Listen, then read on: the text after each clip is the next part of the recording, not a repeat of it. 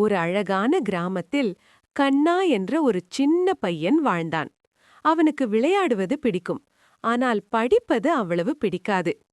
ஒரு நாள் கண்ணா காட்டில் விளையாடிக் கொண்டிருந்தபோது அவனுக்கு ஒரு வண்ணமயமான பறவை கிடைத்தது. அந்த பறவை பேச ஆரம்பித்தது. கண்ணா, நான் ஒரு மந்திரப் பறவை. நீ நல்ல குழந்தையாயிருந்தால் நான் உனக்கு உதவி செய்வேன் என்றது. கண்ணா ரொம்ப சந்தோஷமடைந்தான். அடுத்த நாள் கிராமத்தில் தண்ணீர் இல்லாமல் எல்லாரும் கஷ்டப்பட்டார்கள்.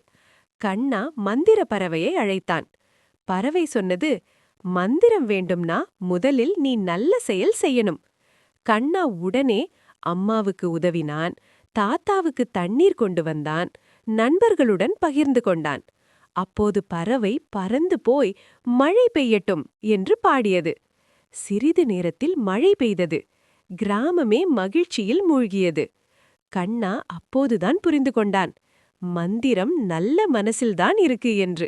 அந்த நாள் முதல் கண்ணா நல்ல குழந்தையாக வளர்ந்தான். படிப்பும் உதவியும் அன்பும் அவனுடைய உண்மையான மந்திரமாக மாறியது.